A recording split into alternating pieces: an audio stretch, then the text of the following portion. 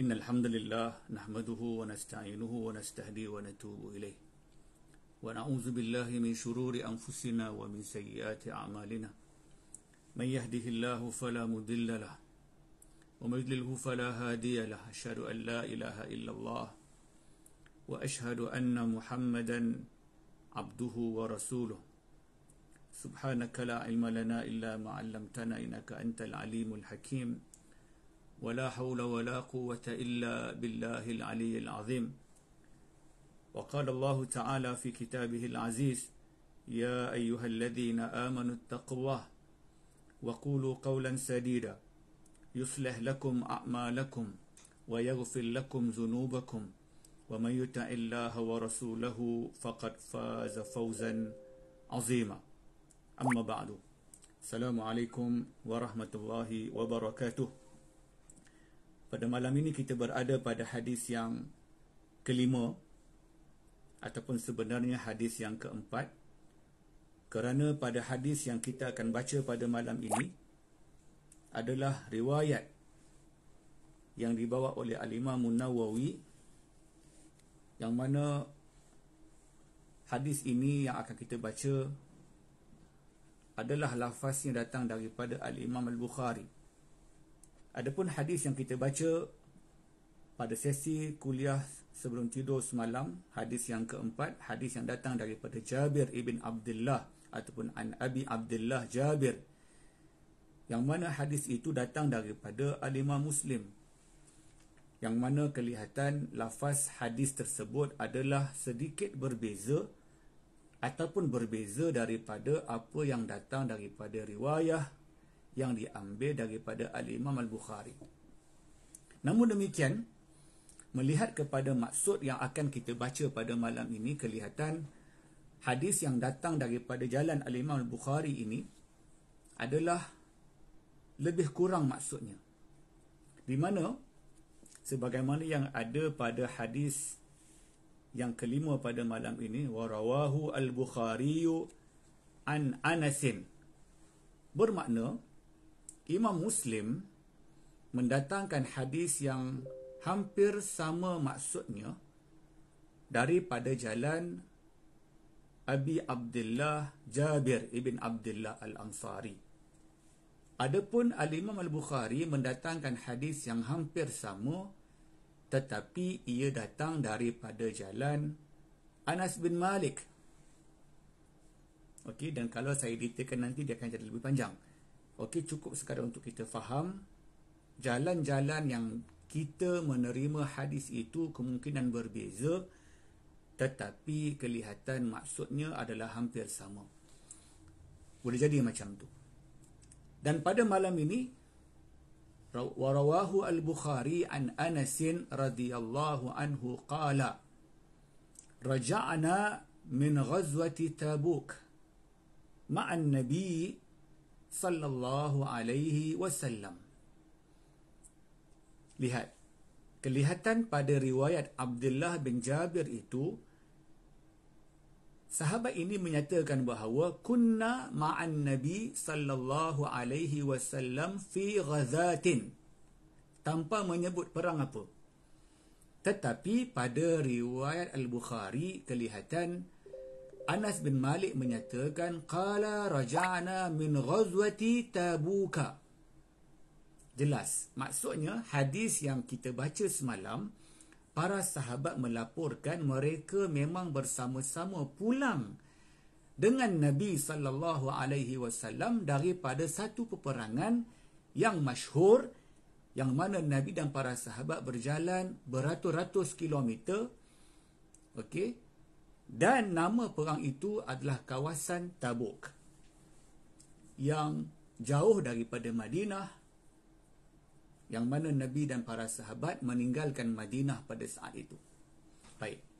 Kemudian, faqala inna aqwaman khalafna bil madinati ma salakna sya'ban wala wadiyan.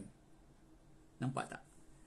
Adapun pada perkataan teks matan hadis yang datang daripada Jabir itu menggunakan perkataan faqala inna bil madinati la rijalan ma sirtum masiran wala qata'atum wadiyan. Adapun pada lafaz Al-Imam Bukhari yang mana katanya inna aqwaman, pada hadis Jabir la rijalan.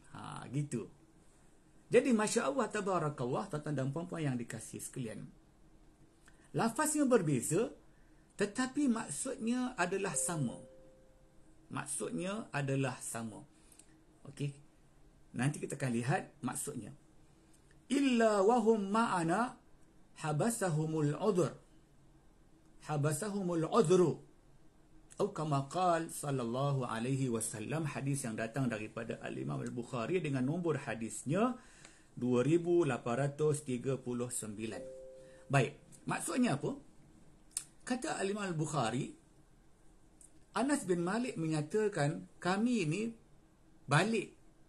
pergi dan balik bersama Nabi sallallahu alaihi wasallam daripada perang Tabuk. Dan Nabi telah berkata, sesungguhnya di Madinah telah kami tinggalkan para sahabat Nabi di Madinah yang mana mereka ni sentiasa bersama dengan kami. Sewaktu mereka dalam keadaan sihat, tiada halangan, mereka sentiasa bersama kami. Dan juga mereka ini, kata Nabi, ketika kita semua pergi dan balik ke Tabuk, mereka langsung tidak keluar masuk Sya'ban. Okey? Mereka tak lalu pun kawasan-kawasan Sya'ban. Mana kawasan kota, dusun. Kemudian wala wadiyan, dan mereka juga tidak menyeberangi, tidak bersama kita ketika kita lalu pada kawasan wadi ataupun lembah. Dan yang menghalang mereka daripada follow kita ataupun bersama kita dalam perang ini kerana mereka terhalang dengan halangan uzur. Baik, tuan-tuan dan puan-puan yang dikasihi sekalian. Pada malam ini saya berusaha untuk memahamkan kepada anda yang istiqamah mendengar perkataan-perkataan Nabi sallallahu alaihi wasallam sebelum tidur pada hari Rabu dan pada hari Khamis setiap minggu, yang mana untuk kita mendetailkan hadis ini panjanglah huraiannya. Okey, kerana apa tuan-tuan dan puan-puan? Malam ni mungkin saya boleh cakap kepada anda ada satu rujukan yang kita boleh rujuk tentang syarah kepada Riyadhus Salihin yang menarik untuk kita sama-sama tekuni. Dan syarah itu adalah panjang, dan kalau saya menggunakan syarah itu untuk mensyarahkan pada setiap malam, nescaya kemungkinan besar ia tidak menjadi kuliah sebelum tidur, tetapi ia menyebabkan kuliah ini tidak akan menyebabkan anda boleh tidur kerana fakta-fakta yang berat. Tetapi untuk panduan pada malam ini, beberapa kitab syarah hadis daripada Riyadhus Salihin ini yang kita boleh merujuknya. Salah satunya adalah kitab yang dikarang oleh Syekh Salim Al-Hilali. Syekh Salim Hilali yang telah mengarang satu kitab yang mensyarahkan kitab Riyadhus Salihin, kerana Al-Imam Nawawi tidak memberikan kepada kitab ini syarah. Jadi muncullah para ulama yang kemudian mereka menjadikan kitab Riyadhus Salihin ini sebagai asasnya dan mereka mensyarahkannya. Dan di antaranya Syekh Salim Al-Hilali dalam kitabnya Bahjatun Nazirin Syarah Riyadhus Salihin. Jadi pada malam ini saya akan memetik beberapa kefahaman-kefahaman para ulama berkenaan dengan macam mana kita nak faham hadis nombor 4, macam mana kita nak faham hadis nombor 5 yang kelihatan mereka ni kembar. Okey, hadis ini kembar untuk kita fahami. Baik, tuan-tuan dan puan-puan yang dirahmati Allah sekalian. Yang pertama, hadis yang kita sedang baca pada malam ini, tuan-tuan dan puan-puan, satunya adalah Nabi nak bagi tahu kepada kita keluasan rahmat Allah Azza wa Jal. Okey, betapa luasnya rahmat Allah Azza wa Jal kepada hamba-hambanya. Dan betapa lembutnya Allah Subhanahu wa Ta'ala dalam memudahkan hamba-hambanya yang terhalang. Maksudnya apa? Allah Subhanahu Wa Taala memang nak bagi pahala kepada hamba-Nya. Asbab daripada pahala tu mudah-mudahan mudahlah hisab kita pada hari Yaumul Mahsyar kelak, dan kita akan diberitahu yang mana timbangan kita berat, dan mudah-mudahan kita masuk syurga. Amin. Baik, tuan-tuan dan puan-puan yang dikasihi sekalian. Jadi, macam mana nak dapat keluasan dan macam mana kita nak dapat kasih sayang lembutnya Allah Azza wa Jal kepada hamba-hambanya? Sebab apabila baginda Nabi SAW datang membawa syariat Islam yang terakhir, yang mana kalau kita faham, sejak daripada Adam AS sehinggalah Muhammad, kesemua para anbiya ni mereka membawa syariat Islam. Okey, tidak ada syariat lain. Mereka membawa syariat Islam. Inna ad-dina indallah al-Islam. Okey, namun demikian syariat-syariat yang dibawa oleh Nabi Adam sehinggalah kepada Nabi sebelum Nabi Muhammad sallallahu alaihi wasallam, itu Nabi Ibrahim, kelihatan adalah beberapa ataupun mungkin kita boleh faham banyaklah okey syariat-syariat nabi-nabi sebelum Muhammad itu yang tidak lagi diguna pakai pada zaman Nabi Muhammad sallallahu alaihi wasallam. Tetapi contohnya salat sebagai contoh, salat telah pun ada. Zaman Ibrahim, zaman Musa, zaman Isa, zaman Nabi Nuh alaihi salam, salat telah pun ada. Tetapi cara solat itu adalah berbeza sebagaimana waktunya, keadaannya, tindakannya, aktivitinya adalah berbeza di antara satu dengan yang lain. Okey, baik. Jadi kan, soalannya bagaimana untuk kita mendapat istifadah, mendapat keluasan rahmat Allah Azza wa Jalla dan mendapat lembutnya kasih sayang Allah Azza wa Jalla dalam memudahkan hamba-hambanya. Baik. Perkataannya adalah sesiapa sahaja yang mempunyai rutin yang baik dan berterusan. Itu kunci dia. Nak faham hadis ini, tuan-tuan dan puan-puan, kita kena faham bila mana kita ada rutin yang baik berterusan.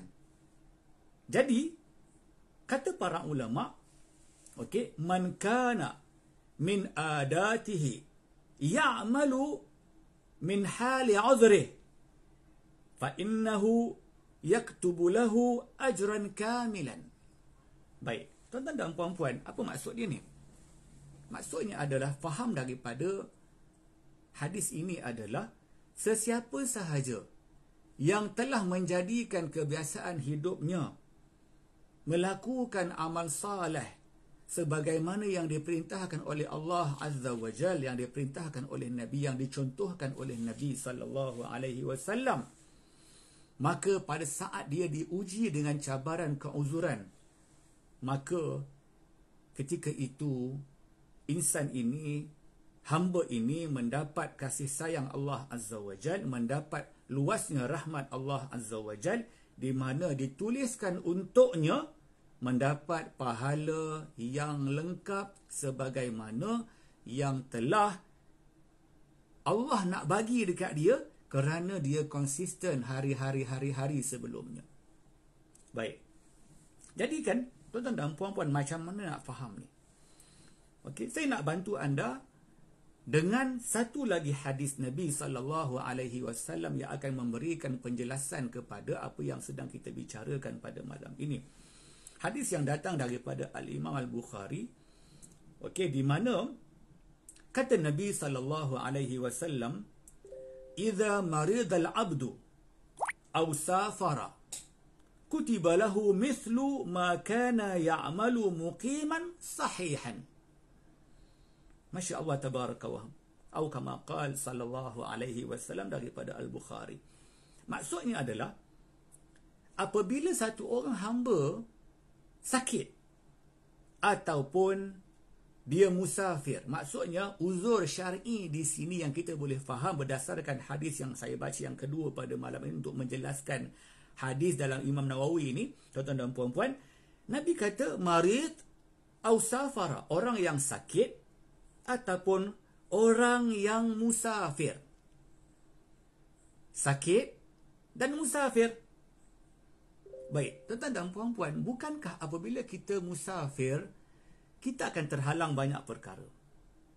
Sebab itulah kalau kita membaca kitab-kitab sunnah, kita akan mendapati bahawa betapa para sahabat Nabi radhiyallahu ta'ala anhum ajma'in ketika mereka musafir, mereka seumpama berlumba-lumba untuk mengambil hadiah daripada Allah Azza wa Jal. Wah, gitu, mengambil hadiah daripada Allah Azza wa Jal. Apakah yang dimaksudkan mengambil hadiah daripada Allah Azza wa Jal?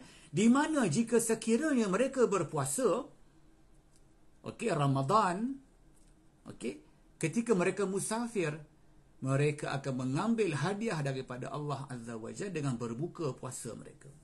Maksudnya, apabila mereka berjalan meninggalkan Madinah dan mereka tak nampak dah bumbung rumah terakhir di kawasan sempadan Madinah, maka mereka akan berbuka puasa. Masya Allah, tabarakallah.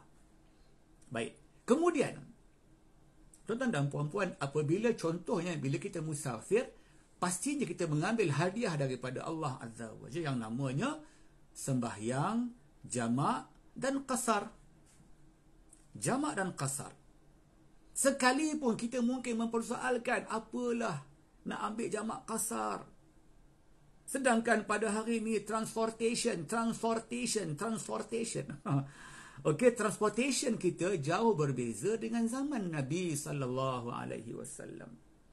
Mereka tak pula layak untuk mengambil manfaat hadiah jamak dan qasar sebab mereka menunggang unta jalan kaki. Adapun kita hari ini, Masya Allah, kita naik Air Asia, kita naik Grab. Bukan ambil Grab yang beza tu, kita ambil Grab Mercedes-Benz. Nak sampai airport kita sanggup bayar lebih untuk mendapatkan keselesaan. Jadi kita tak layaklah untuk kita mengambil faedah jamak dan qasar. Tuan-tuan, ini adalah kefahaman yang batil. Kefahaman yang salah. Sama sekali salah. Hukum, rukhsah, jamak dan qasar tidak terbatal kerana keselesaan. Safar adalah illah, ta'lil, illah yang menyebabkan kita dapat hadiah daripada Allah Azza wa Jal sampai kiamat, bukan sebab selesa ataupun tidak, tetapi safar, safar membolehkan kita mengambil hadiah daripada Allah Azza wa Jal, yang mana kita boleh jamakkan salat kita Zuhur dan Asar pada satu masa, ataupun kita takhirkan ataupun takdimkan kerana mengambil hadiah daripada Allah Azza wa Jalla.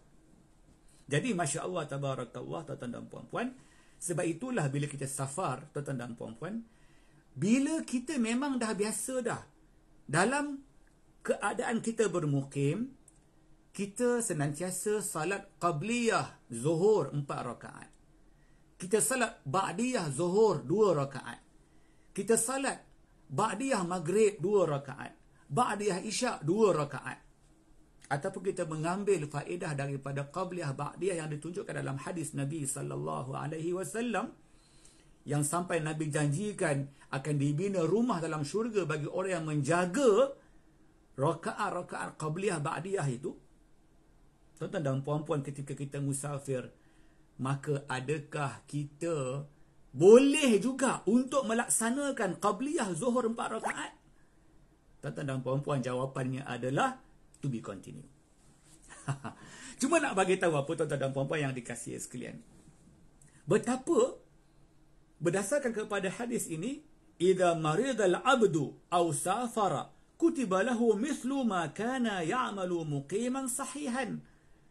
Maksudnya adalah, tetaplah Allah Azza wa Jal akan menulis pahala untuk orang ini sebagaimana ketika dia bermukim, dia salat qabliyah, dia salat ba'diyah yang ditunjukkan Nabi sallallahu alaihi wasallam.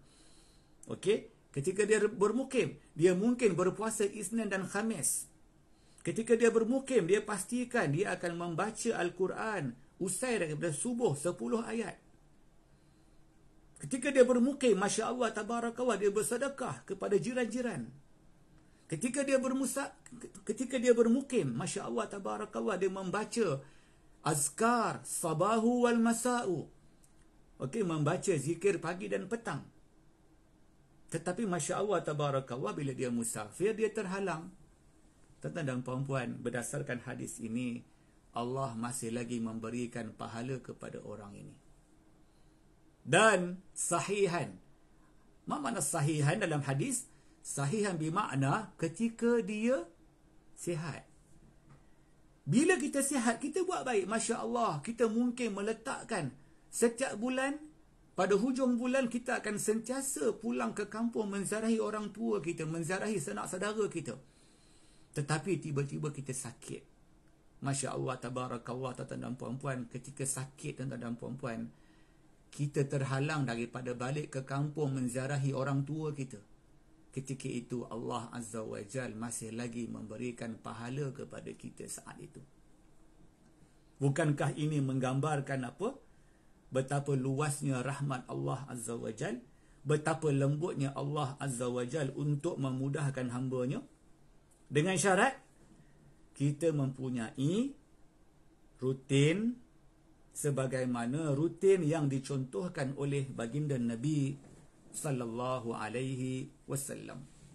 Baik, kata para ulama juga, ini menggambarkan bahawa fa innahu yaktubu lahu ajran kamilan. Maksudnya pahala yang kita lakukan ataupun amalan tadi, katalah Allah Taala bagi 10 kepada kita, okey, kerana kita buat, memang kita buat konsisten, kita memang sentiasa mempertahankan amal soleh itu.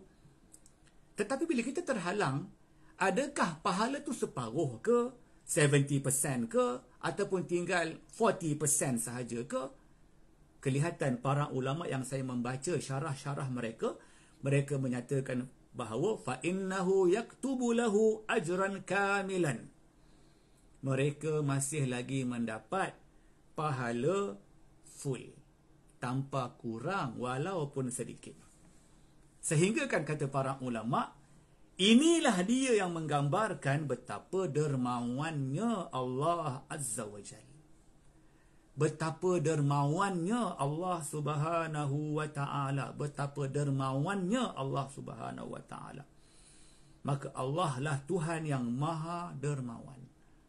Maksudnya, kalau kita nampak manusia ni dermawan, hebat sungguh dia bersedekah, tuan-tuan dan puan-puan ketahuilah Allah Azza wa Jal adalah Tuhan yang maha dermawan. Buktinya apa? Memang Allah Ta'ala nak bagi pahala kepada kita, asbab mudah-mudahan untuk kita masuk syurga Allah Subhanahu wa Ta'ala. Dan pada akhirnya pada malam ini, tuan-tuan dan puan-puan yang dikasihi sekalian, satu lagi ulasan yang saya rasa saya mungkin kena dan wajib untuk kita syarahkan pada malam ini sebagai mengambil kefahaman daripada hadis yang kita baca pada malam ini. Tuan-tuan dan puan-puan, kelihatan niat yang baik. Okey, niat untuk melakukan kebaikan. Tuan-tuan dan puan-puan, sebab apabila kita membaca hadis yang pertama daripada kitab yang pertama, pada bab yang pertama ini, kelihatan Al-Imam Nawawi nak habaq dekat kita, nak bagi tahu pada kita yang memang kefahaman tentang sentiasa memperbetulkan niat, menjaga niat kita, konsisten dengan niat yang betul, ini satu benda yang memberi faedah sehingga ke alam kubur kita. Allahu Akbar. Allahu Akbar. Baik, tuan-tuan dan puan-puan, jadi saya suka nak berkongsi dengan anda sekalian tentang hadis ini, juga nak ajar kita seumpama Nabi nak bagi tahu kita. Sebab tuan-tuan dan puan, bila kita membaca hadis Nabi, okey, pada perenggan yang pertama, pada perenggan yang kedua, tuan-tuan dan puan-puan, kita akan rasa macam nak tanya, apa next? Nabi terang tak? Tuan-tuan, Masya Allah tabarakallah, Nabi SAW tidak pernah meninggalkan kita dalam keadaan kita teraba-raba nak cari jawapan. Senantiasa jawapan itu ada dalam hadis Nabi SAW. Soalannya adalah, dalam hayat kita yang masih ada ni, tuan-tuan dan puan-puan, adakah kita ni menjadi manusia yang bersungguh-sungguh untuk membaca ataupun mempelajari ataupun mendengar perkataan Nabi SAW, ataupun kita asyik sibuk bagi alasan sebab kita ni pelajar PhD. Oh, saya sibuk dengan fizik saya. Oh, saya sibuk dengan X-ray saya. Oh, saya sibuk dengan tesis PhD yang levelnya Nobel laureate. Tuan-tuan, ketahuilah, Masya Allah, Tabarakallah, siapa pun kita, penghujung kita adalah alam kubur. Tuan-tuan dan puan-puan, kembalilah kepada agama. Kembalilah kepada Al-Quran. Kembalilah kepada hadis Nabi SAW. Sebab hebatnya kita dalam matematik, of course berpahala, tapi kadang-kadang hidup kita gelisah. Kerana di hujung hidup kita, tuan-tuan dan puan-puan, kita mencari agama. Hebatnya kita sebagai pakar perubatan, tuan-tuan dan puan-puan, di hujung hidup kita, kita gelisah. Adakah ilmu perubatan aku ini membawa ke syurga ataupun membawa ke neraka? Tuan-tuan dan puan-puan, akhirnya manusia akan mencari agama. Akhirnya. Ketahuilah, orang-orang Yahudi yang menzalimi orang Islam Palestin hari ini, ketahuilah, tidur malam mereka tidak akan lena. Saya ulang suara. Kelihatan, tuan-tuan dan puan-puan, orang-orang Yahudi yang menzalimi umat Islam di Palestin, khususnya di Gaza, ketahuilah, tidur mereka pada waktu malam tidak lena. Kerana orang yang zalim tidak akan lena tidur mereka pada waktu malam. Sebab itulah, jangan, tuan-tuan dan puan-puan, jangan kita menzalimi orang. Okey, jika sekiranya ada orang sebut kita menzalimi orang lain, tuan-tuan dan puan-puan, segeralah kita minta ampun kepada Allah Azza wa Jal, dan kita minta maaf kepada orang yang kita zalimi.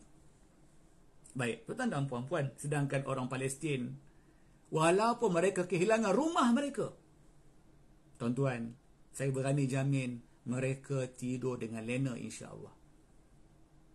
Okey, kalau tidak, tak adalah, tuan-tuan dan puan-puan, tak adalah video yang menggambarkan orang-orang Gaza, mereka relax sahaja apabila mereka diserang oleh Yahudi. Mereka relax sahaja, mereka tenang sahaja. Sedangkan kita melihat orang-orang Yahudi, mereka bertibaran lari lintang pukang.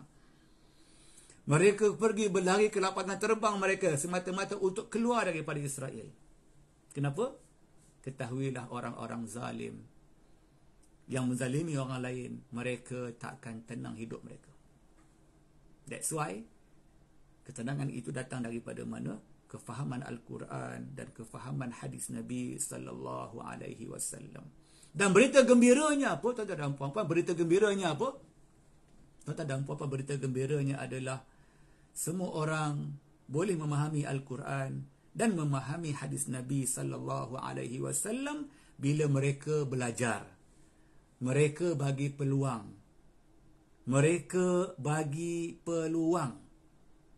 Mereka bagi peluang untuk belajar, dan kita dan saya sendiri bertanggungjawab untuk saya membacakan perkataan-perkataan Nabi sallallahu alaihi wasallam pada hari Rabu dan Khamis, untuk mudah-mudahan ia menjadi rakaman yang kekal, insya-Allah, dan akan disebarkan kepada sesiapa sahaja. Dan saya cuba mengambil pendekatan membaca hadis Nabi, dan saya mensyarahkan dengan keadaan yang paling ringkas, yang paling simple, untuk memudahkan kita boleh faham apakah yang diberikan oleh baginda Nabi sallallahu alaihi wasallam. Baik, tuan-tuan dan puan-puan, jadi yang terakhir pada malam ini adalah, tuan-tuan dan puan-puan, daripada hadis nombor 4 dan 5, tuan-tuan dan puan-puan, seakan-akan baginda Nabi sallallahu alaihi wasallam nak bagi tahu kepada kita. Apa dia? Niat nak buat baik ini akan menjadi asbab Allah Subhanahu wa taala bagi pahala kepada kita sekalipun kita terhalang.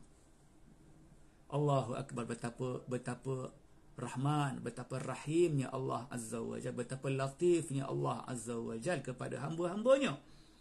Tuan-tuan, kita kalau bekerja, tuan-tuan dan puan-puan, kita sebagai pekerja, tuan-tuan dan puan-puan, kita ni culah, Kita ni asyik bagi surat MC, tuan-tuan dan puan-puan. Bos menyampah ke, bos rasa nak halau kita.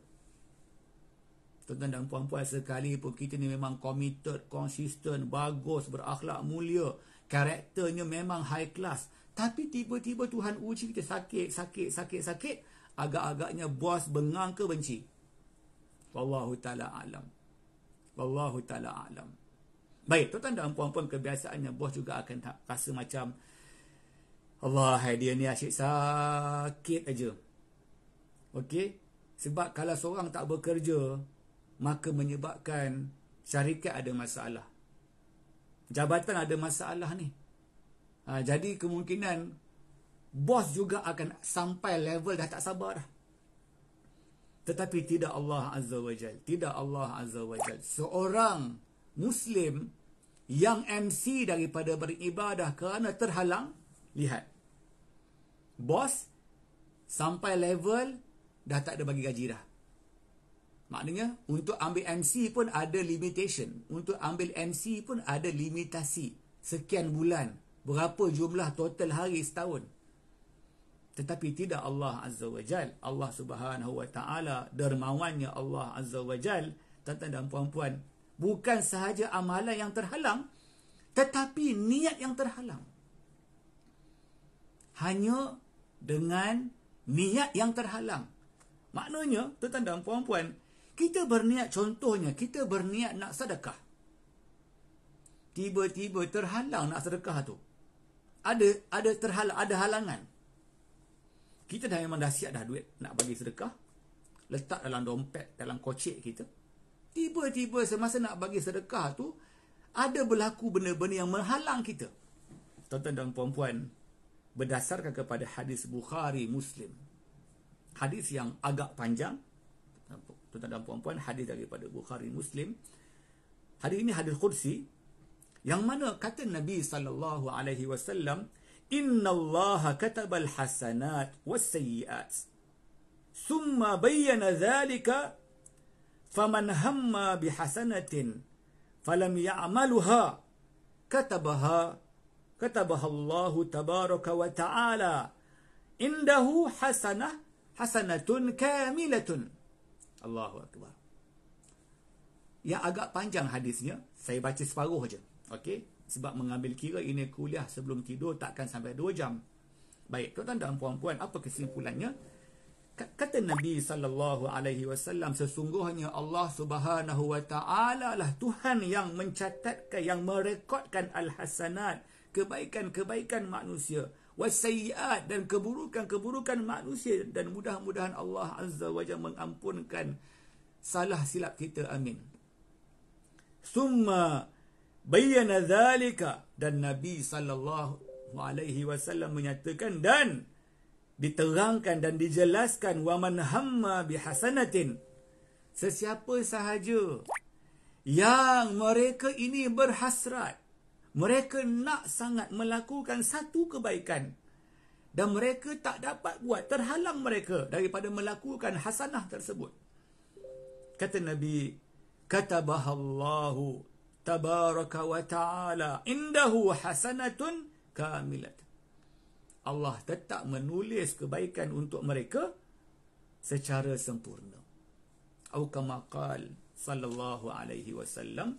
Jadi itu sahaja pada malam ini, mudah-mudahan ada manfaat, dan jika sekiranya anda yang mendengar kuliah sebelum tidur ini konsisten daripada malam Rabu dan malam Khamis, okey, mohon doakan untuk saya konsisten untuk kebaikan ini, dan mudah-mudahan kepada anda yang rasa ada manfaat kepada kuliah ini, okey, saya mohon jasa baik anda untuk sebarkan, untuk berikan kepada orang lain, untuk anda war-warkan, dan mudah-mudahan asbab daripada kita membaca hadis Nabi SAW pada setiap malam Rabu dan Khamis ini, Allah Subhanahu wa ta'ala selamatkan kita pada hari Yaumul Mahsyar kelak, amin.